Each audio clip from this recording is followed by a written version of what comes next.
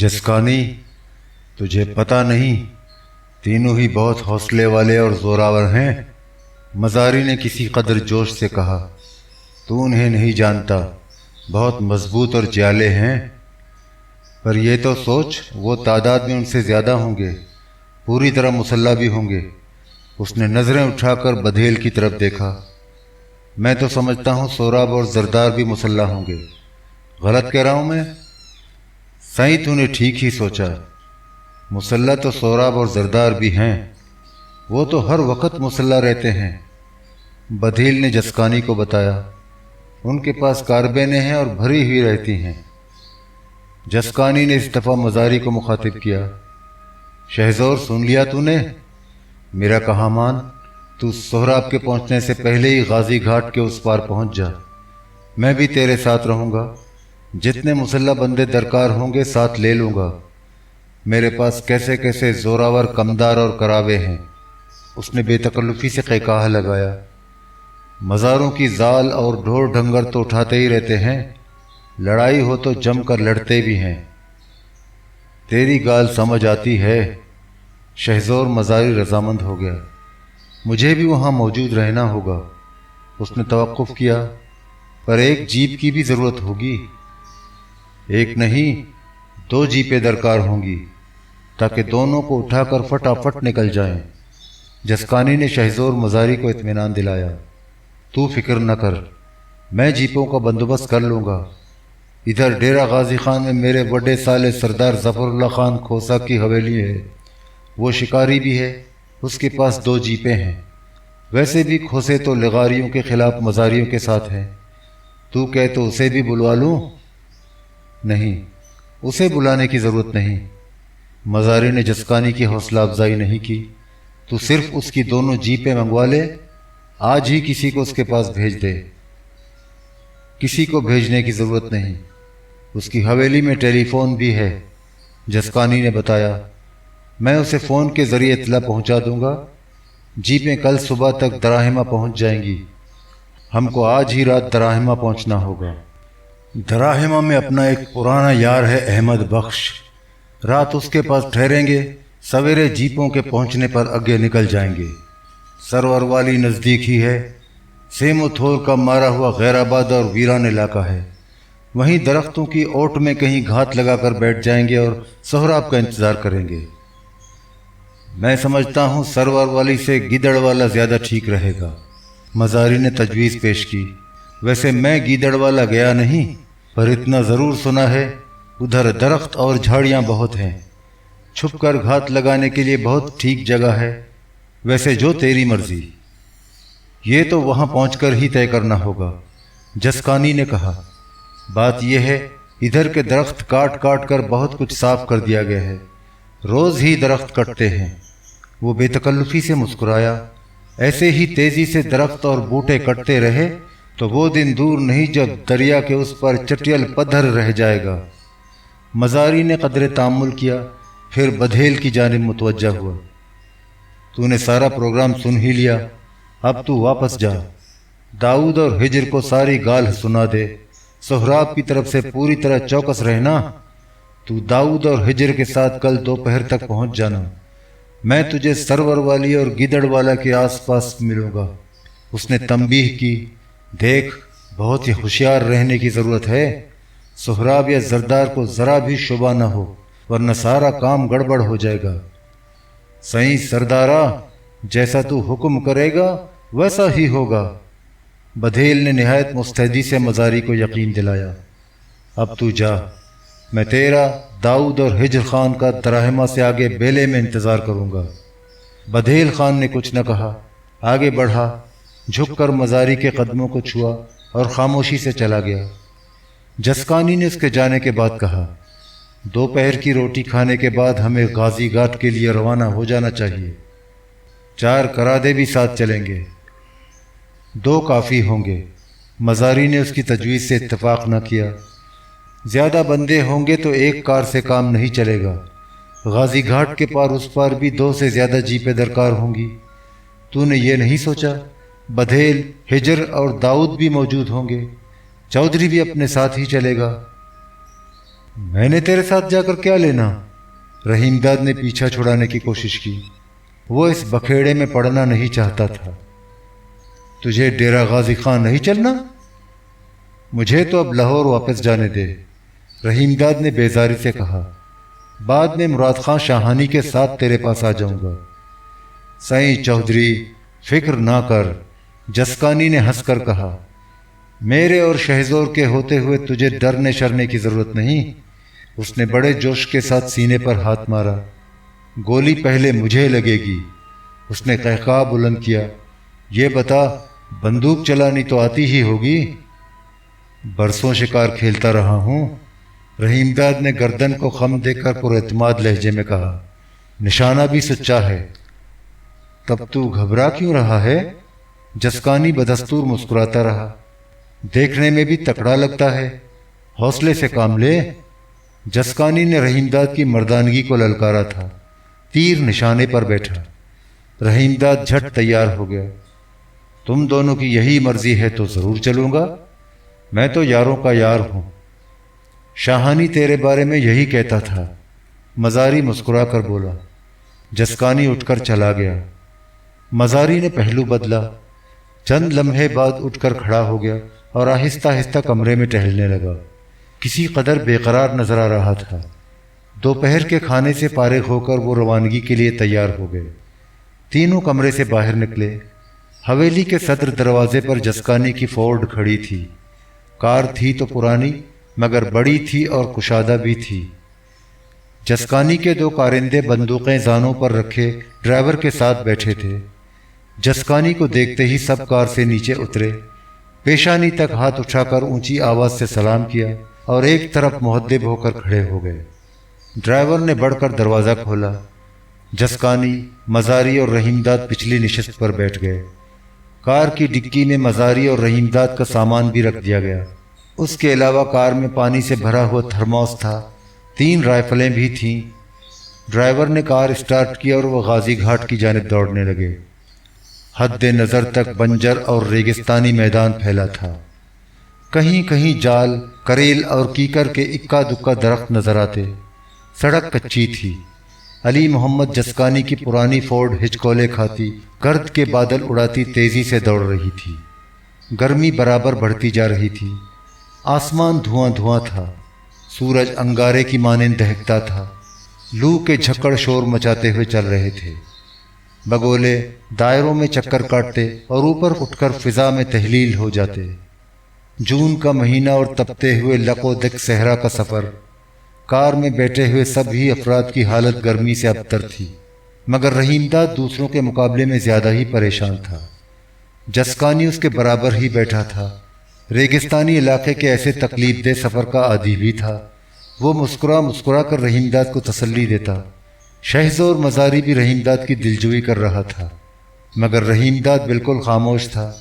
लू से बचने के लिए चेहरे के गिर्द ढाटा बांधे हुए था। बार बार थर्मास से पानी निकालकर पीता, खुश्क हलक को तर करता। कार रेगजार का तवील और सब्र आजमा सफ़र तय करने के बाद गाजी घाट पहुंची। अब दिन का अलाव सर्द पड़ चुका था। लू का जोर टूट चुका था। सामने दरियाए सिंध था। पानी की ऊंची नीची लहरें गुनगुनाती हुई बह रही थीं। सूरज दरख्तों के एक झुंड के पीछे गुरूब हो रहा था। मगरिब में आसमान नारंगी हो गया था। दरिया की सिमत से आते हुए झोंकों में हल्की हल्की खुनकी थी, फरहत और ताजगी थी। इस मकाम पर दरियाए सिंध की सतह मौसम सरमा में बहुत घट जाती तो कश्तियों के पुल बना दिए जाते, जिनको बसों, ट्रकों और ऐसी ही दूसरी गाड़ियों के वास्ते इस्तेमाल किया जाता। बल्कि कहीं कहीं तो दरिया इस कदर खुश्क पड़ जाता कि उस पार जाने के लिए दरमियान से रास्ते बन जाते, जिन पर हर तरह की आमदोरफ्त रहती। मगर उन दिनों गर्मी अपने शबाब पर थी। कराकोरम के फलकबोस पहाड़ों की बर्फ पिघल रही थी। पानी के तेज़ रेले से दरिया ठांटे मार रहा था। उसका पाट फैलकर 10 मील से भी ज़्यादा हो गया था। हद्दे नज़र तक पानी ही पानी था। रास्ते उमड़ती लहरों में डूबकर ओझल हो गए थे। उन दिनों दरिया को स्टीमर के ज़रिए अबूर किया जाता था। शाम की आमद थी। गाजी घाट की चहल पहल रफ्ता रफ्ता कम होती जा रही थी। ساحل پر اسٹیمر تیار کھڑا تھا، برطانوی دور حکومت کی یادگار۔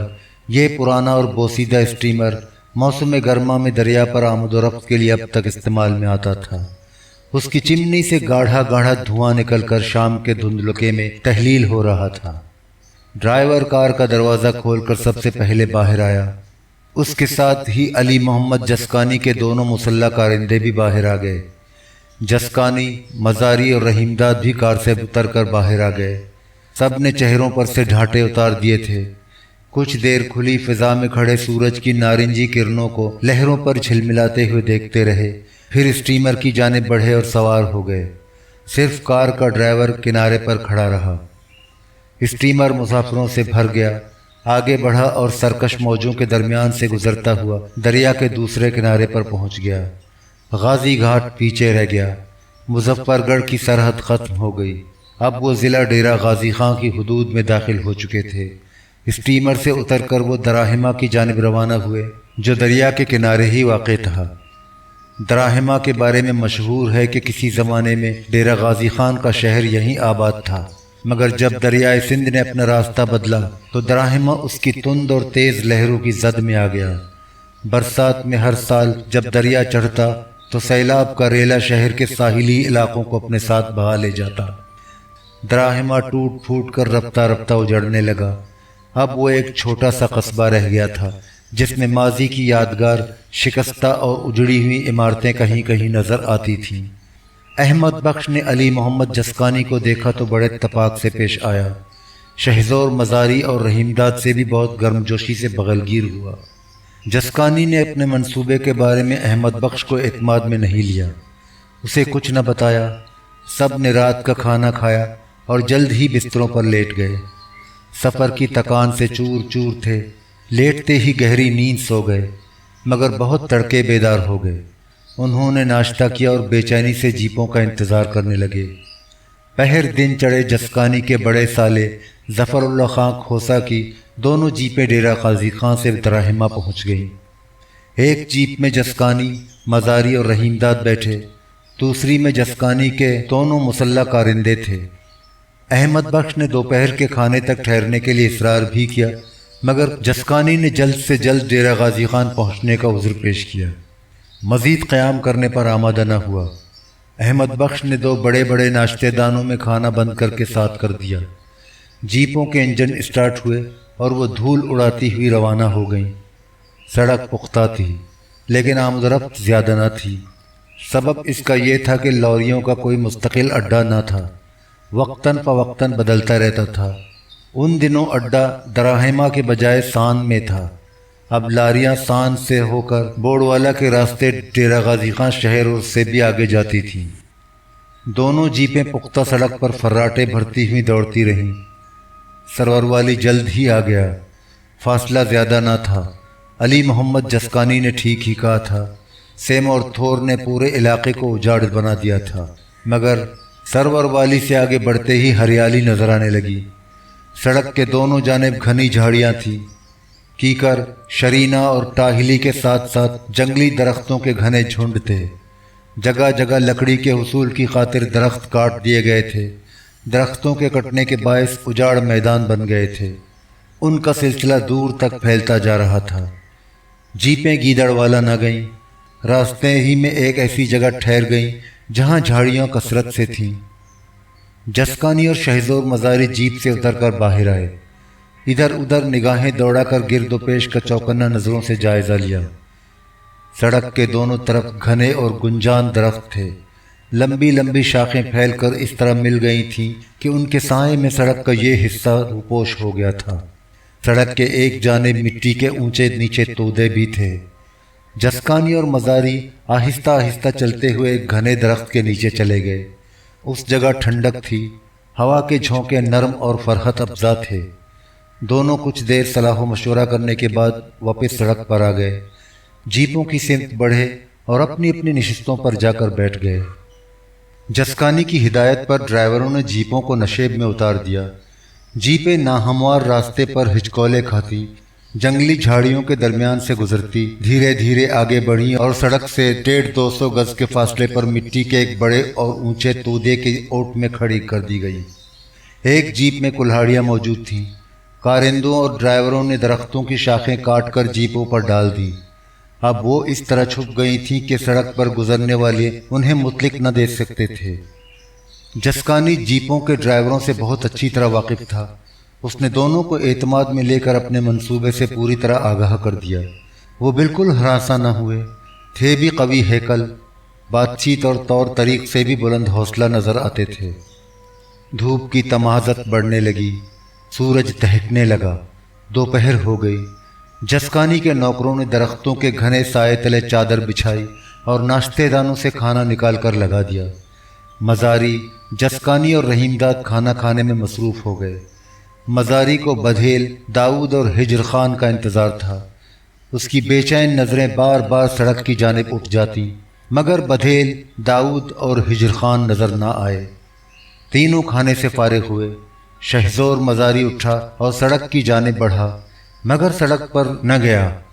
کچھ فاصلے پر جال کے ایک درخت کی آڑ میں کھڑا ہو گیا۔ اس کی نگاہیں بدھیل، داؤد اور ہجر خان کو تلاش کر رہی تھیں۔ اب انہیں پہنچ جانا چاہیے تھا۔ اس کی بے قراری بڑھتی جا رہی تھی، مگر اسے زیادہ دیر انتظار نہ کرنا پڑا۔ سرور والی کی سمت سے آنے والی اونٹوں کے عقب میں اسے داؤد خان دکھائی دیا۔ بدھیل اور ہجر خان بھی اس کے ساتھ ساتھ تھے۔ مزاری نے فوراً ایک ڈرائیور کو بلایا اور اسے بدھیل اور ہجر خان کی جانب دوڑایا۔ ذرا دیر بعد وہ تینوں کو اپنے ہمراہ لایا۔ تینوں پسینے سے شرابور تھے، تھکے ہوئے تھے اور بھوکے بھی تھے۔ مزاری نے دریافت کیا، سہراب کے بارے میں کیا خبر ہے؟ اس کے لہجے سے بے چینی صاف عیاں تھی۔ سب خیر ایسے ہی سردارا، بدھیل خان نے جواب دیا۔ تو خوش ہو، راضی ہو، خیر اللہ ہے، پہلے کام کی گال سنا۔ شہزور خان مزاری نے تیوری پر بل ڈال کر اسے ڈانٹا۔ بدھیل اس کے خفا ہونے پر سہم کر رہ گیا۔ ہجر خان آگے بڑھا۔ اس نے نہایت مستعدی سے بتایا، سہراب اور زردار دن ڈھلے غازی گھاٹ پہنچ جائیں گے۔ ملوک زادی ان کے ساتھ ہی ہوگی۔ وہ دریا پار کر کے دراہمہ پہنچیں گے، کچھ دیر ادھر ٹھہریں گے اور سورج ڈوبنے سے پہلے پہلے چوٹا پہنچنے کی کوشش کریں گے۔ اس نے قدر توقف کیا۔ رادوں نے یہ خبر پہنچائی ہے، وہ غازی گھاٹ تک ان کے ساتھ رہے گا۔ سردار مزاری نے آہستہ آہستہ گردن ہلائی، چند لمحے خاموش رہا، پھر کسی قدر نرم لہجے میں تینوں سے مخاطب ہوا۔ اب تم جا کر روٹی کھاؤ، تھوڑا آرام کرو، بہت تھکے ہوئے لگ رہے ہو۔ تینوں خاموشی سے آگے بڑھے اور آہستہ آہستہ درختوں کے نیچے چلنے لگے۔ مزاری آگے آگے چل رہا تھا۔ داؤد خان اور ہجر خان بھی مسلح تھے، ان کے پاس دیسی ساخت کا اسلحہ تھا۔ ڈرائیور اور کارندے کھانا کھا رہے تھے۔ بدھیل، داؤد اور ہجر خان بھی ان کے ساتھ کھانے میں شریک ہو گئے۔ شہزور مزاری اس طرف نہ گیا، وہ علی محمد جسکانی اور رحیم داد کے پاس چلا گیا۔ دونوں کچھ فاصلے پر کھڑے آہستہ آہستہ باتیں کر رہے تھے۔ قریب ہی مٹی کے تودے کی اوٹ میں دونوں جیپیں موجود تھیں۔ ان کی چھتوں پر تازہ کٹی ہوئی درختوں کی شاخیں اس طرح جھول رہی تھیں کہ وہ ان میں روپوش ہو گئی تھیں۔ شہزور مزاری اور جسکانی اپنے منصوبے کے مختلف پہلوؤں پر غور کرنے لگے۔ انہوں نے ہر ایک کی ڈیوٹی کی نوعیت اور ایک ایک تفصیل طے کی۔ صلاح و مشورے میں رحیم داد بھی شریک تھا، مگر وہ بیشتر وقت خاموش رہا۔ اس نے سرگرمی اور جوش و خروش کا اظہار نہ کیا۔ رحیم داد کے لیے یہ قطعی نیا تجربہ تھا، مگر زیادہ ہنگامہ خیز اور حیرت انگیز نہ تھا۔ جیل سے فرار ہونے کے بعد وہ اس سے کہیں زیادہ خطرناک ہنگاموں سے دوچار ہو چکا تھا۔ دن ڈھلنے لگا، سائے طویل ہو گئے، سورج رفتہ رفتہ مغرب کی جانب جھکتا گیا، درختوں تلے ہلکا ہلکا اندھیرا پھیلنے لگا۔ اب ہر شخص کو معلوم ہو چکا تھا کہ اسے کیا کرنا ہے۔ وہ پوری طرح مسلح تھے اور چہروں پر ڈھاٹے باندھے ہوئے تھے۔ سڑک پر آمد و رفت نہ ہونے کے برابر رہ گئی تھی۔ اکا دکا راہگیر سڑک پر گزرتے ہوئے نظر آ رہے تھے۔ علی محمد جسکانی انچارج کے فرائض انجام دے رہا تھا۔ وہ اپنے علاقے کا مشہور رساگیر تھا۔ اس وقت وہ بہت سرگرم نظر آ رہا تھا، مختلف ہدایات جاری کر رہا تھا، ڈیوٹیاں مقرر کر رہا تھا۔ اس نے داؤد، ہجر خان اور اپنے دونوں کارندوں کو سڑک کی دوسری جانب روانہ کیا۔ दाऊद के कंधे पर भरी हुई पुलिस्तगी लटक रही थी। ये देसी साख्त की भद्दी और बदवज़ा बलोची बंदूक थी। उसके दूसरे किनारे पर लच्छों की सूरत में लिपटी हुई ऐसी मजबूत और लंबी रस्सी झूल रही थी जो कुआं साफ करने वाले गोताखोर रूबों के पास होती है। रस्सी के एक सिरे में बड़ा सा फंदा लगा था। चारों सड़क के उस पार पहुंचे। दाऊद खान ने इधर उधर नजरें दौड़ाकर दरख्तों का जायजा लिया। सड़क के बिल्कुल किनारे शीशम का एक पुराना और घना दरख्त था। दाऊद ने उसे अपने मकसद के लिए मौजू पाया। वो निहायत होशियारी से दरख्त पर चढ़ा और घनी शाखों में इस तरह दुबक कर बैठ गया कि नजर न आता था। हिज्र खान और जस्कानी के दोनों मुसल्ला कारिंदे जंगली झाड़ियों से ढके हुए मिट्टी के तोदों की आड़ में थोड़े थोड़े फासले से घात लगाकर बैठ गए। हिज्र खान सबसे शुरू में था। उसके सुपुर्द ये जिम्मेदारी थी कि सोहराब, मरजान और जरदार जैसे ही घेरे के अंदर दाखिल हों वो चौकस हो जाए मगर खामोश रहे, और जब तीनों बीच में पहुंच जाए तो सीटी बजाकर सिग्नल दे। बदील खां जस्कानी की हिदायत के मुताबिक दाऊद के ऐन मुकाबिल एक ऊंचे दरख्त पर चढ़कर बैठ गया। दरख्त खूब घना और गुंजान था। उसकी मोटी मोटी शाखें सड़क पर इस तरह झुकी हुई थीं कि सामने के दरख्तों की शाखों से मिल गई थीं। उस दरख्त के आसपास जस्कानी, मजारी और रहीमदाद झाड़ियों और दरख्तों के तनों की ओट में दुबक कर खड़े हो गए। उनके पास भरी हुई राइफलें थीं। वो पूरी तरह चौकस थे। बधेल खान की ज़बानी उन्हें ये इत्तला पहले ही मिल चुकी थी कि सोहराब और जरदार दोनों ही मुसल्लह हैं। उनके पास 12 बोर की देसी कराबेन थीं। ये चौड़े मुंह की छोटी छोटी बंदूकें थीं जिनसे पिस्तौल की मानंद बैक वक्त कई गोलियां चलाई जा सकती थीं। ड्राइवरों के पास सिर्फ कुल्हाड़ियाँ थीं, लिहाजा उन्हें अक़ब में रखा गया था और सिर्फ ज़रूरत पड़ने पर कुमक के लिए तलब किया जा सकता था। सूरज की रोशनी धीरे धीरे मध्यम पड़ती जा रही थी। दरख्तों तले अंधेरा बढ़ गया था। सब अपने अपने मोर्चों पर चौकन्ना और चौकस थे। मुतजस्सिस नज़रों से सड़क को देख रहे थे। कुछ वक्त और गुजरा। धूप गहरी जर्द हो गई और सिमट कर दरख्तों की फुंगियों पर झिलमिलाने लगी। सरोवर वाली की सिमत से भेड़ बकरियों का एक रेवड़ नमूदार हुआ। भेड़ियाँ और बकरियाँ रुक रुक कर मुंह से आवाज़ें निकाल रही थीं। आगे और आगे बढ़ रही थीं। ऊंचे कद का एक नौजवान चरवाहा उन्हें लंबी छड़ी से हंकाता हुआ पीछे पीछे चल रहा था। रेवड़ बढ़कर सामने पहुंच गया। ऐन उस वक्त दूर से हॉर्न की तेज आवाज़ उभरी। देखते देखते एक ट्रक करीब पहुंच गया। अब वो रेवड़ के अक़ब में था। सड़क पर भेड़ बकरियां इस तरह बिखरी हुई थी कि रास्ता बंद हो गया। ड्राइवर ने रेवड़ को रास्ते से हटाने के लिए ज़ोर ज़ोर से हॉर्न बजाया। भेड़ें और बकरियां बदहवास होकर तत्तर बत्तर हो गई। कुछ नशेब में उतरकर इधर उधर भागने लगी। जस्कानी ये सूरत हाल देखकर बहुत परेशान हुआ। दूसरे भी घबरा गए। भेड़ बकरियां शोर मचाती हुई उनके आसपास मंडला रही थीं। चरवाहा छड़ी संभाले उनके पीछे पीछे भाग रहा था। ट्रक ड्राइवर ने सड़क खाली पाई तो रफ्तार तेज कर दी और गर्दो गुबार के बादल उड़ाता आन की आन में दूर निकल गया। चरवाहे ने जस्कानी के दोनों कारिंदों और हिज्र खान को देख लिया। उनके ढांचों से छुपे हुए चेहरों, चमकती आंखों और हाथों में दबी हुई बंदूकों पर नजर पड़ते ही वो खौफजदा हो गया। उसने किसी से नजर न मिलाई, ना ही मुंह से आवाज़ निकाली। जल्दी जल्दी भेड़ बकरियों को इकट्ठा किया और सड़क पर ले गया। जब पूरा रेवड़ इकट्ठा होकर सड़क पर पहुंच गया तो उसे हंकाता हुआ वो कीदड़वाला की सिमत मुड़ा। बार बार मुड़कर पीछे देखता। वो बहुत सहमा हुआ था। चरवाहा और उसका रेवड़ जल्द ही उड़ती हुई धूल में गुम होकर नजरों से ओझल हो गया। सड़क पर अब हू का आलम था। ना कोई आहट थी ना आवाज़। भेड़ बकरियों के पैरों और ट्रक के पहियों से जो खाक और धूल उड़ी थी रफ्ता रफ्ता शाम की झुटपुटे में तहलील होती जा रही थी। सूरज ऊंचे ऊंचे दरख्तों के पीछे गुरूब हो चुका था। दरख्तों के नीचे तारीकी फैलती जा रही थी।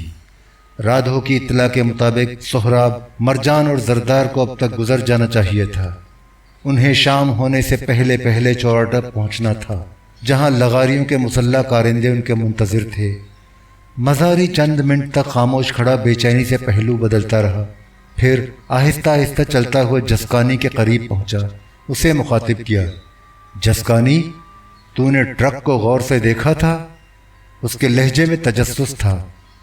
دیکھا تو تھا، علی محمد جسکانی نے بتایا، پر دھول مٹی اتنی اڑ رہی تھی کہ کچھ نظر نہ آیا۔ نہ ڈرائیور دکھائی دیا اور نہ ہی یہ نظر آیا کہ اس کے ساتھ کون بیٹھا تھا۔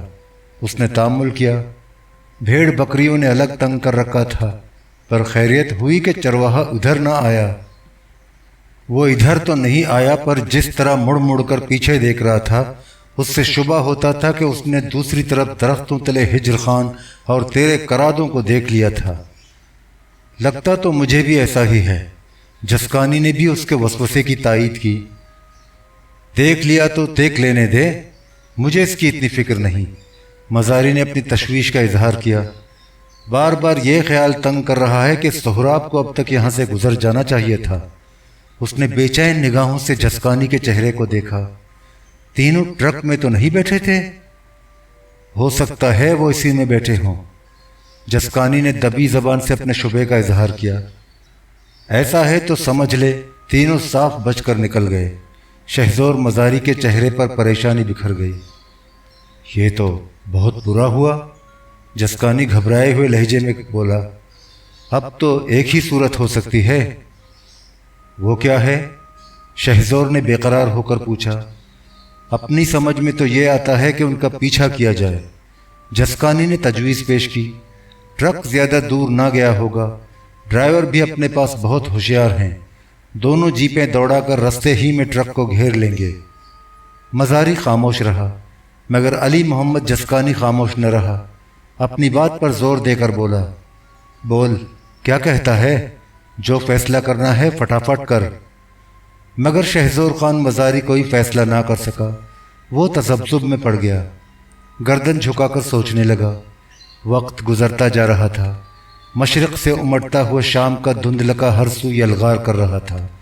ناگہاں دور سے اونٹوں کی گردنوں میں پڑی ہوئی گھنٹیوں کی آوازیں ابھری۔ گھنٹیوں کی آوازیں شام کے سناٹے میں گونجتی رہیں، رفتہ رفتہ قریب اور قریب آتی گئیں۔ ان آوازوں سے صاف اندازہ ہو رہا تھا کہ دراہمہ سے اونٹوں کا کوئی قافلہ آ رہا ہے۔ سب کی نظریں اس طرف اٹھ گئیں۔ وہ پوری طرح چوکنا اور چوکس ہو گئے۔ ان کے کان گھنٹیوں کی آوازوں پر لگے تھے۔ سردار شہزور مزاری کے ذہن میں مسلسل یہ وسوسہ کانٹا بن کر کھٹک رہا تھا کہ سہراب، مرجان اور زردار ٹرک میں موجود تھے اور صاف بچ کر نکل گئے۔ وہ ان کا تعاقب بھی نہ کر سکا، اتنی مہلت ہی نہ ملی۔ وہ دل شکستہ اور بجھا بجھا نظر آ رہا تھا۔ رحیم داد بھی قریب کی ایک گھنی جھاڑی کی اونٹ میں دبکا ہوا کھڑا تھا۔ وہ مستعدی سے اپنی رائفل سنبھالے ہوئے تھا۔ اس نے مڑ کر شہزور مزاری کی جانب دیکھا، اس کا افسردہ چہرہ دیکھا، چاہا کہ نزدیک جا کر اس کی دلجوئی کرے، اس کا حوصلہ بڑھائے، مگر اس کے پاس نہ جا سکا۔ جس جگہ کھڑا تھا وہیں جمع ہوا کھڑا رہا اور چوکنا نظروں سے اس سمت دیکھنے لگا جدھر سے گھنٹیوں کی آوازیں ابھر رہی تھیں۔ گھنٹیوں کی آوازیں بہت قریب آ گئیں۔ اونٹ اب درختوں کی اوٹ سے نکل کر سامنے آ گئے تھے۔ وہ ایک قطار میں چل رہے تھے۔ ان پر لکڑی کے گھٹے اور سرکنڈوں کے پولے لدے ہوئے تھے۔ اونٹ آہستہ آہستہ آگے بڑھ رہے تھے۔ 7 اونٹ ایک ایک کر کے سامنے سے گزر گئے۔ سب دم بخود تھے اور نظریں اٹھائے گزرتے ہوئے اونٹوں کو دیکھ رہے تھے۔ ان کی نظروں میں تجسس تھا، جستجو تھی۔ ہر آنکھ بے چینی سے سہراب، مرجان اور زردار کو تلاش کر رہی تھی۔ اونٹ ان کی بے چینی سے بے نیاز سڑک پر چلتے رہے۔ ان کی گردنوں میں پڑی ہوئی بڑی بڑی گھنٹیاں مسلسل بج رہی تھیں۔ ناگہاں گھنٹیوں کے شور میں سیٹی بجنے کی تیز آواز ابھری۔ سب کے کان کھڑے ہو گئے۔ انہیں سگنل مل چکا تھا، لیکن ان کی سمجھ میں نہ آیا کہ کیا کریں۔ ساربان اونٹوں پر بیٹھے تھے یا نکیل پکڑ کر آگے آگے چل رہے تھے۔ شام کی ہلکی ہلکی روشنی میں ان کے چہرے دھندلے نظر آ رہے تھے۔ داؤد خان درخت کی گھنی شاخ میں دبکا ہوا چوکس بیٹھا تھا۔ سیٹی سنتے ہی وہ آنکھیں پھاڑ پھاڑ کر ہر اونٹ کو دیکھنے لگا۔ اونٹ اس کے سامنے سڑک پر گزر رہے تھے۔ قطار کے 2 آخری اونٹ دیکھ کر وہ چونکا۔ ایک پر زردار سوار تھا، دوسرے پر مرجان سہراب کے پہلو سے لگی ہوئی کجاوے میں بیٹھی تھی۔ زردار کا اونٹ آگے تھا۔ جب وہ عین اس درخت کے قریب سے گزرا جس پر داؤد خان بیٹھا تھا تو زردار کا چہرہ صاف نظر آیا۔ داؤد نے جھٹ کندھے پر پڑی ہوئی رسی اتاری اسے گھما کر زور سے زردار کی جانب پھینکا، مگر نشانہ چوک گیا۔ رسی کا پھندا زردار کے بجائے اونٹ کی گردن میں پڑا۔ داؤد نے فوراً جھٹکا دیا، پھندا تنگ ہو گیا۔ اونٹ بدکا، جھنجھلا کر زور سے بلبلایا۔ اس کے قدم ڈگمگائے لیکن گرا نہیں، جلد ہی سنبھل گیا۔ زردار نے اونٹ کے گلے میں رسی کا پھندا دیکھا تو جھٹ پلٹا، درخت کی جانب دیکھا، اپنی قرابیں اٹھائی، تابڑتوڑ 2 گولیاں چلائیں۔ ایک گولی داؤد خان کے کان کے برابر سے سنسناتی ہوئی گزری۔ وہ گھبرا گیا اور گھبراہٹ میں رسی اس کے ہاتھ سے چھوٹ گئی۔ اونٹ خوفزدہ ہو کر سرپٹ بھاگا۔ داؤد نے اپنی پلیستگی سے زردار پر گولی چلائی۔ وہ دوسری گولی چلا نہ سکا۔ زردار کا اونٹ دور جا چکا تھا۔ دھندلی روشنی میں وہ پرچھائی کی مانند نظر آ رہا تھا۔ گولیوں کی آوازوں سے دوسرے اونٹ بھی بدکے، بلبلاتے، چیختے اور ایک دوسرے سے ٹکراتے ہوئے غول کی صورت میں تیزی سے سڑک پر دوڑنے لگے۔ ہر طرف افراتفری مچ گئی، مگر بدیل خان نے خود کو قابو میں رکھا۔ سہراب کا اونٹ جیسے ہی درخت کی پھیلی ہوئی شاخوں کے نیچے پہنچا، بدیل چھلانگ لگا کر کجاوے میں کود گیا۔ مرجان نے اسے دیکھ کر زور سے چیخ ماری۔ بدیل نے اس کی جانب توجہ نہ دی، آگے جھکا اور سہراب کے اس ہاتھ پر تھپکی دی جس میں بھری ہوئی قرابیں دبی تھی۔ قرابیں سہراب کے ہاتھ سے چھوٹ کر نیچے گری۔ بدیل نے جھپٹ کر سہراب کو اپنے مضبوط ہاتھوں میں دبوچ لیا۔ اونٹ کی مہار سہراب کے ہاتھ سے چھوٹ گئی۔ اونٹ بے قابو ہو کر سڑک سے نشیب میں اتر گیا، لیکن زیادہ دور نہ جا سکا، جھاڑیوں سے الجھ کر رہ گیا۔ مرجان کجاوے میں بیٹھی خوف سے تھر تھر کانپ رہی تھی۔ بدیل اور سہراب گتھم گتھا ہو گئے۔ دونوں زور آزمائی کرتے ہوئے کجاوے سے لڑک کر نیچے گر گئے۔ سہراب نے زمین پر پہنچتے ہی خود کو بدیل کی گرفت سے آزاد کرا لیا، مگر بدیل نے اسے نکل بھاگنے کا موقع نہ دیا۔ وہ تیزی سے اٹھا اور پھر سہراب سے لپٹ گیا۔ سہراب مالشیا رہ چکا تھا، اس کا بدن مضبوط اور کسا ہوا تھا، ہاتھوں میں زبردست کسبل تھا۔ اس نے پلٹ کر بدیل کے منہ پر پوری قوت سے تھپڑ رسید کیا۔ چوٹ کراری آئی، بدیل چکرا گیا، ہونٹوں سے خون بہنے لگا، اس کی گرفت ڈھیلی پڑ گئی۔ سہراب نے دوبارہ آزاد ہونے کی کوشش کی۔ بدیل اونچی آواز سے چیخا، سائیں سردار، میں نے سہراب کو پکڑ رکھا ہے۔ بدیل کی آواز سنتے ہی شہزور خان مزاری تیزی سے اس سمت لپکا۔ علی محمد جسکانی اور رحیم داد بھی اس کے ساتھ ساتھ دوڑے۔ مزاری کو دیکھتے ہی سہراب سراسیمہ ہو گیا۔ اس نے بھاگنا چاہا، لیکن مزاری اس کے سر پر پہنچ چکا تھا۔ اس نے سہراب کے کندھے پر رائفل کا بٹ زور سے مارا، ہاتھ تلا ہوا پڑا۔ سہراب کی آنکھوں تلے اندھیرا چھا گیا، لڑکھڑا کر گرا، مگر جاندار اور توانا تھا، جھٹ دوبارہ اٹھنے کی کوشش کی۔ مزاری غصے سے دھاڑا، نمک حرام، اٹھنے کی کوشش کی تو گولی مار دوں گا۔ سہراب نے اٹھنے کا ارادہ ترک کر دیا۔ جس طرح گرا تھا ویسے ہی زمین پر پڑا رہا۔ آن کی آن میں جسکانی اور رحیم داد بھی پہنچ گئے۔ ہجر خان، داؤد اور دونوں کارندے بھی ان کے پیچھے پیچھے نمودار ہوئے۔ ڈرائیور بھی کلہاڑیاں سنبھالے ہوئے پہنچ گئے۔ سہراب سب کے نرغے میں خاموش پڑا تھا، اس کی سانس دھونکنی کی طرح چل رہی تھی، وہ بری طرح ہانپ رہا تھا۔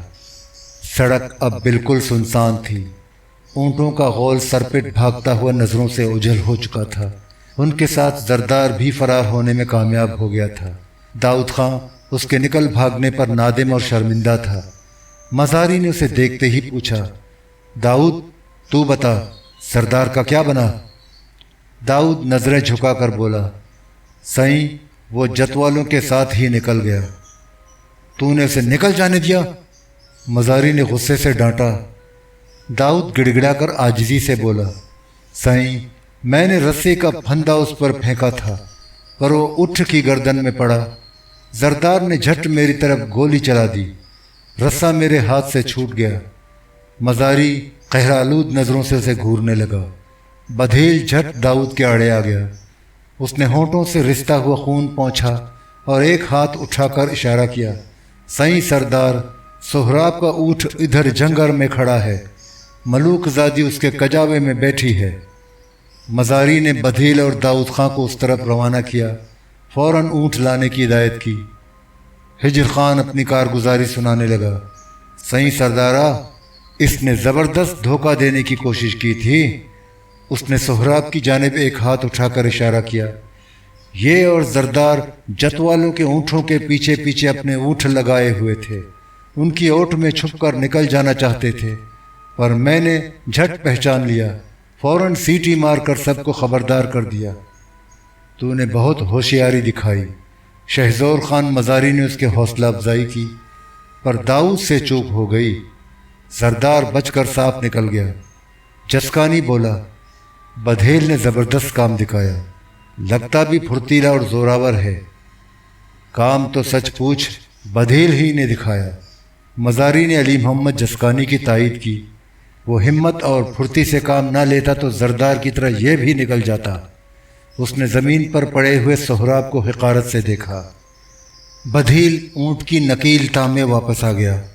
दाऊद खां उसके हमरा था। मरजान कजावे में सर झुकाए ज़ख्मी फाख्ता की मानिंद सहमी हुई बैठी थी। धुंधली रोशनी में वो हैवले की तरह नज़र आ रही थी। उसे देखते ही मजारी की आंखों से गोया चिंगारियां निकलने लगी, मगर ज़बान से एक लफ्ज़ ना निकाला। सिर्फ खूंखार नज़रों से मरजान को घूरता रहा, जिसने बकुल मारकर चादर के पल्लू से अपना चेहरा छुपा रखा था। अली मोहम्मद जस्कानी ने सर पर मंडलाता हुआ ख़तरा महसूस किया। वो मजारी को एक तरफ ले गया, उसके कंधे पर बेतकल्लुफ़ी से हाथ रखकर बोला, शाहज़ोर, अब फटाफट यहाँ से निकल जाना चाहिए। जरदार बचकर निकलने में कामयाब हो गया। वो सीधा छोटा पहुँचेगा, लगारियों को फ़ौरन सब कुछ बता देगा। तुझे तो पता ही है कि सोहराब और मरजान मुद्दत से लगारियों के बाहोट हैं। उनकी हिफाजत करना उनकी जिम्मेदारी है। ये उनकी आन और मड़ादारी का सवाल है। वो फ़ौरन यहाँ पहुँचने और सोहराब और मलूकज़ादी को छुड़ाकर ले जाने की कोशिश करेंगे। तू कहता तो ठीक ही है, अब यहाँ ज़्यादा देर नहीं ठहरना चाहिए। शहजोर मजारी ने भी अपनी तशवीश का इजहार किया। आगे जाने का तो सवाल ही पैदा नहीं होता। दराहिमा वापस चलते हैं, रात अहमद बख्श के पास गुजारेंगे। तड़के ही तड़के निकल खड़े होंगे। तो डेरा गाजी खान शहर तक हमारे साथ चलना। मैं वहाँ से अपनी वस्ती शाह मीर चला जाऊँगा, तू वापस महमूद कोट चला जाना। उसने जस्कानी के चेहरे को नज़र भर कर देखा। ये ठीक रहेगा ना? मगर जस्कानी ने उसकी तजवीज़ से इत्तेफाक न किया। सबसे मुश्किल सवाल यह है कि यहाँ से निकलने के लिए कौन सा रास्ता पकड़ा जाए। दराहिमा जाना ख़तरे से खाली नहीं। अहमद बख्श इतना बड़ा ज़िम्मेदार नहीं है कि लगारियों के ख़िलाफ़ हमारी पूरी तरह हिफाजत कर सके। और ये तो तुझे भी पता होना चाहिए कि लगारी दराहिमा ज़रूर पहुँचेंगे। उनके साथ बंदे भी ज़्यादा ही होंगे, हर तरह का असलहा भी होगा। पूरी तैयारी करके आए होंगे। गाल तो तेरी समझ आती है। मजारी के चेहरे से परेशानी झलक रही थी। वो चंद लम्हे खामोश खड़ा सोचता रहा, फिर मूँछों पर हाथ फेरते हुए बड़े जोश से बोला, मैं तो कहता हूँ कि चोरटा ही चलते हैं। शहर जाने का और दूसरा तो कोई रास्ता नहीं। चोरटा में लगारियों ने रोका तो क्या होगा? गोली ही तो चलेगी। चलने दे। मैं सोहराब और मरजान को पहले ही गोली मार दूंगा। उनकी लाशें लगारियों के सामने फेंक दूंगा। ये मेरी इज्जत और मड़ादारी का सवाल है। आगे जो होना है देख लेंगे। ऐसा ही करना है तो चोरटा क्यों जाना चाहता है? ठहर कर लगारियों का इंतज़ार कर, यही फैसला हो जाएगा। जस्कानी के होंठों पर जहरखन था। लहजा भी तेज़ और तीखा था, जिसे शहजोर मजारी ने भी महसूस किया। नाराज़ न हो, मजारी ने सुलझे हुए लहजे में कहा। ये बता, अब क्या किया जाए? तूने तो इस बारे में पहले ही सोच रखा होगा। तुझे पता नहीं, दराहिमा के नज़दीक से भी एक रास्ता शहर की तरफ जाता है। अली मोहम्मद जस्कानी ने बताया। उसे ठंडी सड़क कहा जाता है। मैंने तो यहाँ से निकलने के लिए वही रास्ता सोच रखा था। ये रास्ता चोरटा से 2.5 मील नीचे से गुजरता है। इस रास्ते को पकड़ने में लगारियों से मुठभेड़ होने का भी कोई ख़तरा नहीं। यार, तूने तो कमाल कर दिया, मजारी ने मुस्कुराकर बेतकल्लुफ़ी से कहा। मुझे तो इधर के रास्तों का कुछ अता पता नहीं। तूने ये गाल पहले ही बता दी होती। पहले ही बता देता, पर तूने इस बारे में मुझसे पूछा ही कब? मैं तो समझता था तुझे इधर के रास्तों का ठीक तरह पता होगा। जस्कानी ने वजाहत की। आगे जो कुछ करना है वो फटाफट कर। चोरटा ज़्यादा दूर नहीं, زردار اب تک وہاں پہنچ چکا ہوگا۔ مزاری نے مزید بات چیت نہ کی، بڑھ کر بدھیل، داؤد اور ہجر خان کے پاس پہنچا، انہیں ضروری ہدایات دیں۔ فوراً ہی جیپوں پر سے کٹی ہوئی شاخیں ہٹائیں گئیں۔ بدھیل اور داؤد نے پگڑیوں سے سہراب کے ہاتھ پاؤں باندھ دیے، مگر مرجان کو ہاتھ نہ لگایا۔ وہ ملوک زادی تھی، ان کی نظروں میں ابھی تک اس کی عزت تھی، وہ اسے چھونے کی ہمت نہیں کر سکتے تھے۔ شہزور مزاری نے مرجان کو قہرآلود نظروں سے دیکھا، وہ سہراب کے ساتھ فرار ہونے کے بعد سیاہکار بن چکی تھی۔ شہزور مزاری غصے سے دھاڑا، کالی! اس نے مرجان کے لامبے لامبے سیاہ بال پکڑ کر زور سے جھٹکا دیا۔ مرجان کے حلق سے گھٹی ہوئی چیخ نکلی، وہ کجاوے سے نکل کر زمین پر آ گئی۔ مزاری اسے کھینچتا ہوا ایک جیپ تک لے گیا، اس کے ہاتھ پاؤں باندھے اس زور سے دھکا دیا کہ وہ جیپ کی پچھلی نشست پر دھڑام سے گری۔ داؤد اور بدھیل نے سہراب کو بھی مرجان کے ساتھ ہی بٹھا دیا۔ بدھیل اپنی بھری ہوئی دیسی ساخت کی بلوچی بندوق وتاج کے ساتھ دونوں کے قریب بیٹھ گیا۔ مزاری کی ہدایت پر داؤد اور ہجر خان بھی ڈرائیور کے برابر اسی جیپ میں سوار ہو گئے۔ مزاری دوسری جیپ میں جسکانی اور رحیم داد کے ساتھ پچھلی نشست پر بیٹھ گیا۔ جسکانی کے دونوں کارندے ڈرائیور کے ساتھ اگلی نشست پر بیٹھ گئے۔ سب پوری طرح مسلح اور چوکس تھے۔ جیپوں کے انجن اسٹارٹ ہوئے، جیپیں آگے بڑھیں اور جھاڑیوں کے درمیان سے راستہ بناتی ہوئی نشیب سے نکل کر سڑک پر آ گئیں۔ جیپیں اب دراہمہ کی جانب دوڑ رہی تھیں۔ اندھیرا بڑھتا جا رہا تھا، سناٹا گہرا ہو گیا تھا۔ سرور والی سے گزر کر جیپیں آگے بڑھیں اور رفتہ رفتہ دراہمہ سے قریب ہوتی گئیں، مگر دراہمہ ابھی میل سوا میل کے فاصلے پر تھا کہ عقب میں درختوں کی آڑ سے تیز روشنی ابھری۔ جسکانی کی ہدایت پر دونوں جیپوں کی بتیاں فوراً بجھا دی گئیں۔ علی محمد جسکانی نے مزاری کو خبردار کیا، لگتا ہے لغاری آ گئے۔ ایسا ہی معلوم ہوتا ہے۔ شہزور خان مزاری نے بھی اپنے خدشات کا اظہار کیا۔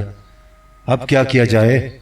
جسکانی نے اس کی بات نظر انداز کرتے ہوئے ڈرائیوروں کو حکم دیا کہ جیپیں سڑک کے نشیب میں اتار دی جائیں۔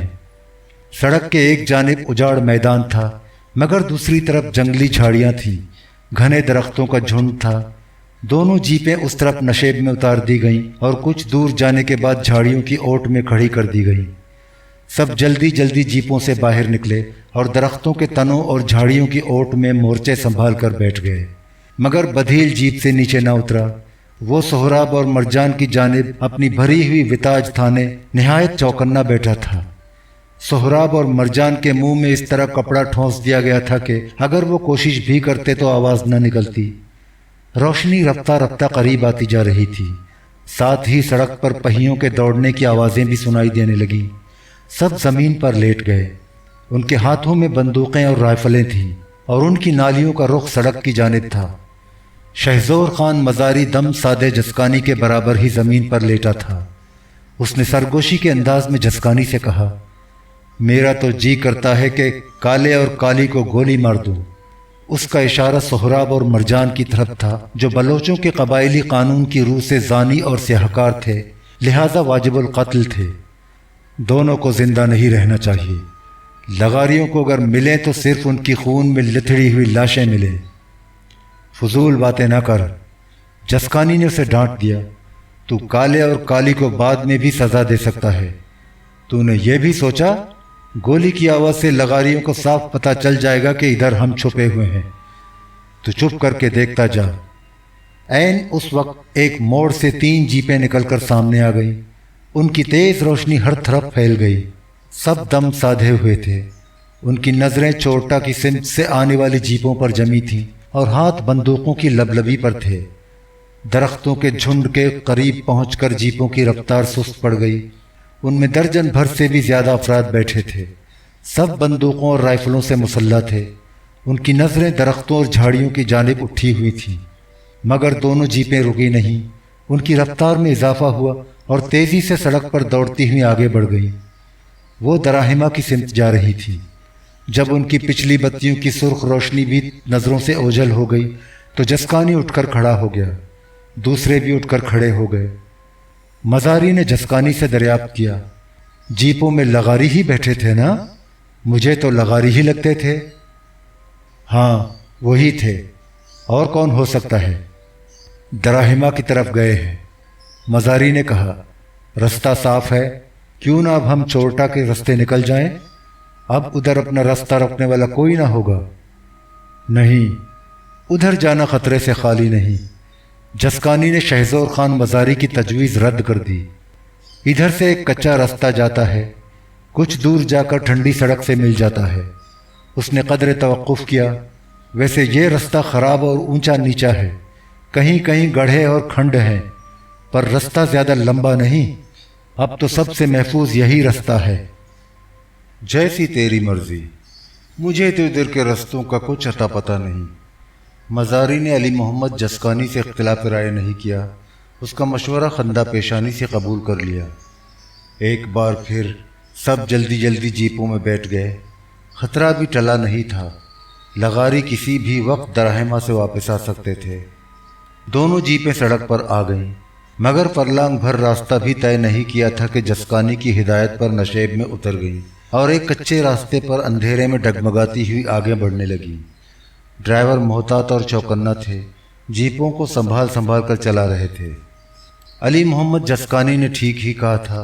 रास्ता सख्त नाहमवार था। बार बार जीपों का तवाज़न बिगड़ जाता, उलटने का खतरा लाहक हो जाता। अब हर तरफ अंधेरा फैल चुका था। आबादी का दूर दूर तक नामो निशान न था। सन्नाटा बहुत गहरा था। गर्मियों की बोझल और बेकैफ रात थी। आसमान पर गुबार छाया हुआ था। कच्चा और नाहमवार रास्ता ज़्यादा तवील न था। 1.5-2 मील जुनूब की सिमत जाने के बाद ठंडी सड़क आ गई। ये बहुत कदीम सड़क थी, कंकरों की बनी हुई थी, लेकिन अब उसकी हालत बहुत खस्ता थी। कंकर जगह जगह से उखड़ गए थे और उनके उखड़ने से बड़े बड़े गड्ढे पड़ गए थे। सड़क के दोनों तरफ घने दरख्त थे। बुलंदी पर फैली हुई दोनों तरफ की शाखें इस तरह एक दूसरे से मिल गई थीं कि सड़क पर चलते हुए ऐसा महसूस होता गोया किसी मेहराब के नीचे से गुजर रहे हैं। मौसम गर्मा में राहगीरों के लिए यह सड़क बहुत ठंडी और फरत बख्श थी, मगर उस वक्त हवा बंद थी। फ़ज़ा में उम्स और घुटन थी। दोनों जीपें हिचकोले खाती हुई आगे बढ़ीं। उनकी रफ्तार ज़्यादा न थी। 2-2.5 मील का फासला तय करने के बाद सड़क मगरिब की सिमत मुड़ गई थी। जीपें भी उसी जानिब मुड़ गईं, आगे और आगे बढ़ती गईं। ठंडी सड़क ख़त्म हो गई। जामपुर रोड आ गई। दोनों सड़कें एक पुल पर मिलती थीं। पुल के नीचे नहर थी जो अरसे दराज तक खुश्क पड़ी थी। पुल पर पहुंचकर दोनों जीपें ठहर गईं। जस्कानी, मज़ारी और रहीमदाद उतर कर बाहर आए। हिजर खान, दाऊद, जस्कानी के कारिंदे और दोनों ड्राइवर भी बाहर आ गए। सिर्फ बधेल अपनी बिताज संभाले सोहराब और मरजान की निगरानी के लिए एक जीप की पिछली नशिस्त पर चौकस बैठा रहा। जस्कानी ने खुली फिजा में लंबी लंबी सांसें भरी। पहर रात गुजर चुकी थी। हर तरफ गहरा सन्नाटा था। जस्कानी ने मुस्कुराकर शहज़ोर खान मज़ारी से कहा, आगे रास्ता बिल्कुल साफ है, अब तू बेखुद के चला जा। रुझान तक तो साथ चल, मज़ारी ने इसरार किया, मगर अली मोहम्मद जस्कानी रजामंद न हुआ। मुझे अब डेरा गाजी खां जाना है। रात शहर में ज़फ़रुल्लाह खां खोसा की हवेली में ठहरूंगा, सवेरे महमूद कोट चला जाऊंगा। तू राजनपुर जाकर ठहर जाना। अकेला शाहमीर तक कैसे जीप चलाएगा? इरादा तो यही है, मगर मैं तेरे ड्राइवर को साथ ले जाऊंगा। मैं रास्ते में कहीं ठहरूंगा नहीं, सीधा शाहमीर जाऊंगा। मज़ारी ने जस्कानी को अपने प्रोग्राम से आगाह किया। राजनपुर में जीप ड्राइवर को दे दूंगा, आगे वही चलाएगा। वही जीप को वापस डेरा गाजी खान शहर ले जाएगा। अलबत्ता तू दाऊद और हिजर को अपने साथ लेता जा। मेरी जीप में उनके लिए जगह नहीं निकलेगी। सवेरे दोनों को वापस रवाना कर देना। जैसी तेरी मर्जी। जस्कानी ने पसोपेश न की। मैं दाऊद और हिजर खान को अपने साथ ले जाऊंगा। तूने बहुत काम दिखाया। मज़ारी ने खुलकर जस्कानी की तारीफ की। तू ना होता तो ये दोनों मेरे हाथ ना आते। उसने सोहराब और मरजान की तरफ इशारा किया। सांप निकल जाते या लगारी उनको निकाल ले जाते। तूने बहुत मदद की। हर काम आराम से हो गया। न गोली चली, न खून खराबा हुआ। ऐसी गाल न कर, जस्कानी ने हंस कर कहा। मदद शदद क्या करनी, ये तो मेरा अपना काम था।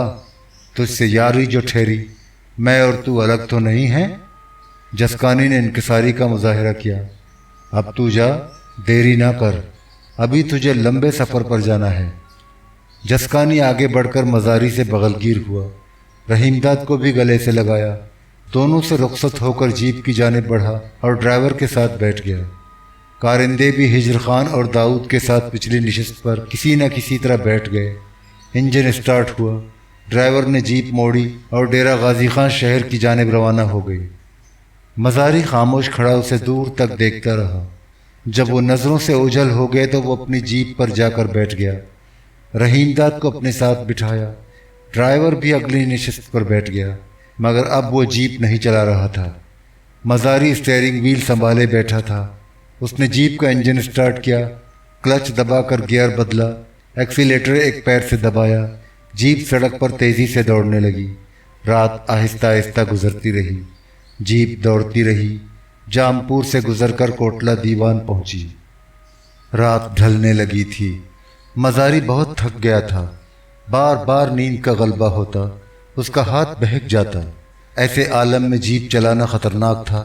اس نے ایک سنسان مقام پر جیپ روک لی، ایک بار پھر باہر آیا۔ ڈرائیور نے اس کی ہدایت پر جیپ کے پچھلے حصے کے گرد چادر باندھ دی۔ آسمان کی رنگت اب بدلنے لگی تھی، ہوا میں خوشگوار خنکی آ گئی تھی۔ صبح کی آمد کے آثار ہویدا ہونے لگے تھے۔ سہراب اور مرجان کا کھلی جیپ میں سفر کرنا خطرے سے خالی نہ تھا۔ ویسے بھی بلوچ سرداروں اور بڑے زمینداروں کی مستورات کا کھلی جیپ میں سفر کرنا بہت مایوب سمجھا جاتا تھا۔ یہاں تک کہ جاگیردار گھرانوں کی وہ خواتین جو پڑھ لکھ کر ماڈرن بلکہ الٹرا ماڈرن بن گئی تھی اور یورپ اور امریکہ میں دھڑلے سے بے پردہ گھومتی تھی، اپنے علاقے میں پہنچتی تو چادر سے خود کو اس طرح چھپا لیتی کہ جسم کا کوئی حصہ نظر نہ آتا۔ کھلی جیپوں میں بیٹھتی تو ان پر چادر کا پردہ پڑا ہوتا۔ شہزور مزاری نے جیپ کا اسٹیئرنگ وہیل ڈرائیور کے حوالے کر دیا، خود بندوق سنبھال کر بیٹھ گیا۔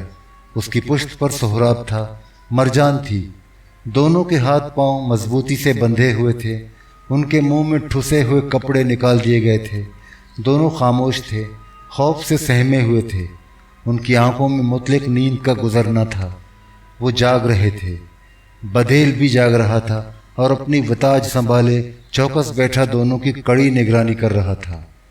جیپ تیز رفتار سے سنسان سڑک پر دوڑتی رہی، راجن پور پہنچی، مگر مزاری وہاں نہ رکا۔ جیپ رجحان شرقی کی سمت دوڑتی رہی۔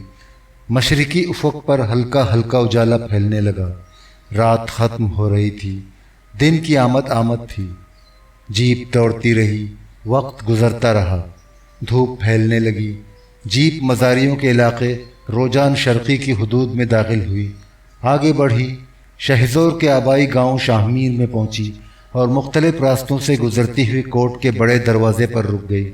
تمازت اب بڑھ گئی تھی، موسم گرما کا سورج آگ کے گولے کی مانند دہکنے لگا تھا۔ کوٹ سے ملحق نیم پختہ اور پرانی عمارت تھی، اس میں بہت بڑا تہخانہ تھا۔ تہخانہ تاریک تھا، فرش کچا تھا، ہر طرف سیلن اور نمی تھی۔ ہوا اور روشنی کے لیے صرف چھت کے قریب دو مختصر روشندان تھے جن پر لوہے کی مضبوط سلاخیں لگی تھیں۔ یہ تہخانہ جس سے سڑاند اور بدبو کے بھبکے اٹھتے تھے، سردار شہزور خان مزاری کی ذاتی جیل کے طور پر استعمال ہوتا تھا۔ مردوں اور عورتوں کی علیحدہ علیحدہ جیل تھی، ان کے دروازے بھی علیحدہ تھے۔ قیدیوں کو کھانے میں عام طور پر ڈھوڈا دیا جاتا تھا، اس میں جوار کی روٹی کے ساتھ شلجم کے پتوں کا ساگ ہوتا۔ گندم کی روٹی ہفتے میں ایک بار دی جاتی، اس کے ساتھ پتلی دال ہوتی، مگر کھانے پر جو خرچ آتا قیدیوں کے عزیز و اقارب سے وصول کیا جاتا، اور جتنا خرچ آتا اس سے زیادہ وصول کیا جاتا۔ خرچ نہ پہنچتا تو قیدیوں کو فاقے کرنے پڑتے۔ تہخانے کی چھت پر اونچی فصیل نما چار دیواری تھی۔ چار دیواری کے اندر کسی کو بلا اجازت داخل ہونے کی اجازت نہ تھی۔ چار دیواری کے اندر ایک سلسلے سے کوٹھڑیاں بنی تھیں، ان کے آگے طویل برآمدہ تھا، برآمدے کے آگے کھلا صحن تھا۔ کوٹھڑیوں میں جیل کے چوکیدار اور کارندے رہتے تھے۔ چار دیواری میں داخل ہونے کے لیے لوہے کا مضبوط پھاٹک تھا جو ہر وقت بند رہتا تھا۔ پھاٹک پر سخت پہرا تھا، چوکیدار بندوقیں سنبھالے نہایت مستعدی سے پہرا دیتے تھے۔ قیدیوں سے ملاقات کرنا بہت دشوار تھا، صرف سردار کی اجازت سے ملاقات کی جا سکتی تھی، لیکن ملاقات کے لیے کوئی خاص دن مقرر نہیں تھا۔ ایسی نجی جیلیں دوسرے قبائلی سرداروں اور بڑے زمینداروں کی بھی تھیں، بلکہ ہر حویلی یا کوٹ کے ساتھ نجی جیلیں بڑائی اور شان و شوکت کی علامت سمجھی جاتی تھیں۔ زیادہ عرصہ نہیں گزرا جب ضلع بھر میں کوئی سرکاری جیل نہ تھی۔ اس زمانے میں ڈپٹی کمشنروں اور مجسٹریٹوں کی عدالتوں سے سزا پانے والے قیدی بھی سرداروں کی نجی جیلوں میں بند کیے جاتے تھے۔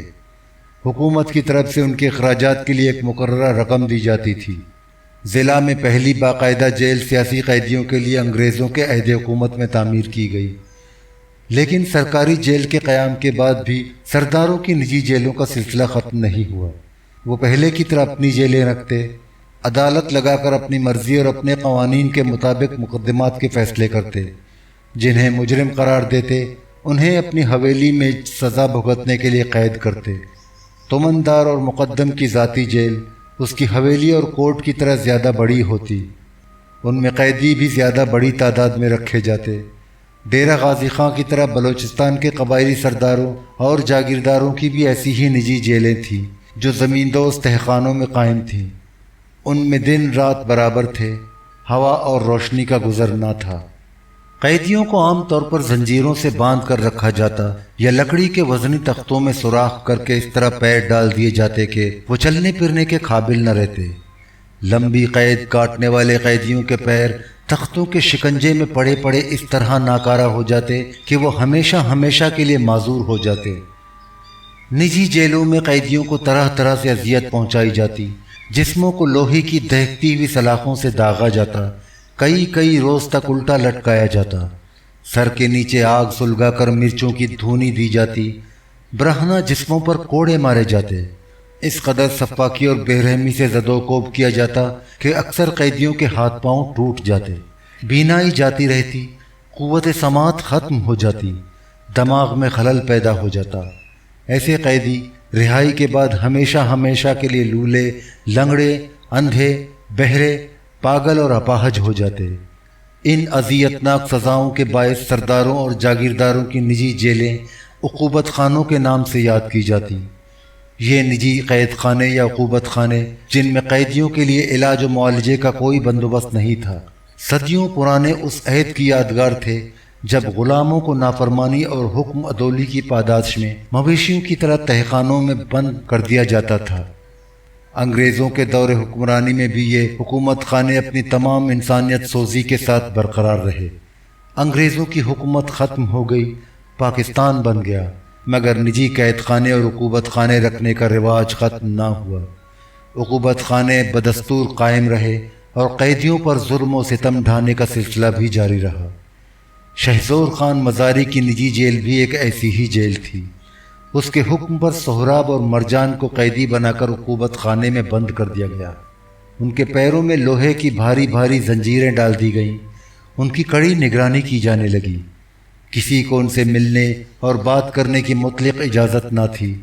سردار شہزور مزاری قیدیوں کے بارے میں ضروری احکامات جاری کرنے کے بعد کوٹ کے زنان خانے میں چلا گیا۔ رحیم داد کا قیام مہمان خانے میں تھا۔ وہ رات بھر کا جاگا ہوا تھا، سفر کی تکان سے جسم چور چور تھا۔ اس نے غسل کیا، لباس تبدیل کیا، بستر پر جا کر ایسا سویا کہ دن ڈھلے تک بے خبر سوتا رہا۔ شام کو مہمان خانے کے وسیع صحن کے پختہ چبوترے پر محفل جمی۔ رحیم داد کی فرمائش پر مزاری نے نہایت اہتمام سے بھنگ گھٹوائی، جسے سرائکی میں ساوی کہا جاتا ہے۔ حالانکہ شہزور مزاری کو بھنگ سے کوئی خاص رغبت نہ تھی۔ دونوں کرسیوں پر بیٹھے تھے، بیچ میں میز تھی۔ میز پر شیشے کے جگ میں دودھ کی مانند سفید بھنگ تھی۔ مزاری اور رحیم داد کے گلاسوں میں بھی تھی۔ دونوں گھونٹ گھونٹ پی رہے تھے۔ شام در و دیوار سے نیچے اتر کر پھیل گئی تھی۔ اندھیرا بڑھتا جا رہا تھا۔ جب رحیم داد نے اپنا گلاس ختم کر دیا تو خالی گلاس میں جگ سے بھنگ انڈیلتے ہوئے شہزور مزاری نے مسکرا کر پوچھا، سائیں چودھری، سچ سچ بتا، میرے ڈیرے کی ساوی تجھے پسند آئی؟ بھنگ پتلی تھی اور اتنی خوش ذائقہ بھی نہ تھی جو رحیم داد نے بھکر میں مراد خان شاہانی کی حویلی میں قیام کے دوران پی تھی، مگر مزاری کی دلجوئی کے خیال سے اس نے گردن ہلا کر بھنگ کی تعریف کی۔ چنگی ہے۔ اس نے گلاس اٹھا کر بڑا گھونٹ بھرا۔ مزیدار ہے۔ تجھے پسند آئی؟ شہزور مزاری نے مسکرا کر کہا۔ ویسے میں ساوی بہت کم پیتا ہوں، اسے پی کر مجھے نشہ ہی نہیں ہوتا۔ اس نے ہلکا قہقہا لگایا۔ نشہ تو سچ پوچھ اسکاچ وسکی پی کر چڑھتا ہے، شاہ جی بھی یہی کہتا ہے۔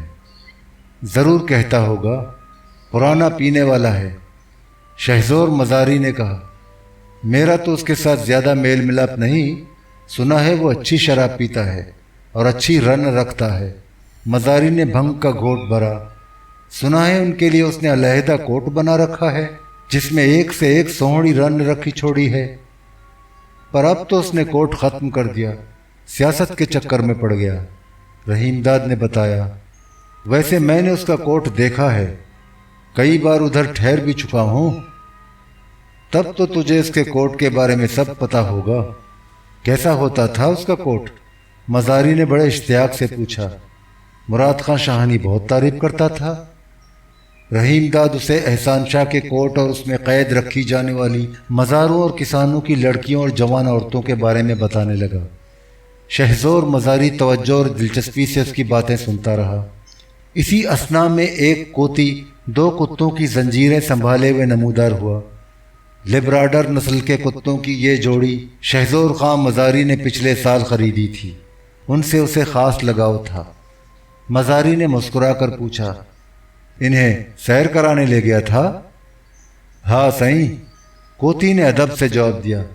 روز صبح شام سیر کرانے لے جاتا ہوں۔ شہزور خان دونوں کتوں کو پیار بھری نظروں سے تکتا رہا۔ وہ اپنی لمبی لمبی زبانیں نکالے ہانپ رہے تھے۔ نہ اس نے کتوں کو قریب بلایا، نہ اٹھ کر ان کے قریب گیا۔ چند لمحے تک انہیں دیکھتا رہا، پھر کوتی کی جانب متوجہ ہوا۔ ویسے تو چنگے بھلے لگتے ہیں، کوئی پریشانی کی گال تو نہیں؟ نہ صحیح نہ، سب خیر صلاح ہے، فکر کی کوئی گال نہیں، اس نے نہایت مستعدی سے جواب دیا۔ جھک کر ایک کتے کی گردن پر آہستہ آہستہ ہاتھ پھیرنے لگا۔ اب تو جا، میں سویرے ڈاگ ہاؤس دیکھنے آؤں گا۔ کوتی خاموشی سے مڑا اور کتوں کی زنجیر سنبھالے ہوئے چلا گیا۔ رحیم داد نے دریافت کیا، تو نے بھی ڈاگ ہاؤس بنا رکھا ہے؟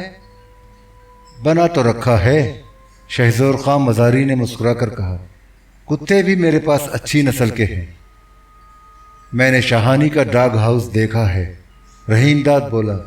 بہت شاندار ہے، تیرا ڈاگ ہاؤس بھی شاندار ہی ہوگا۔ شاندار واندار کیا، بس ٹھیک ہی ٹھاک ہے۔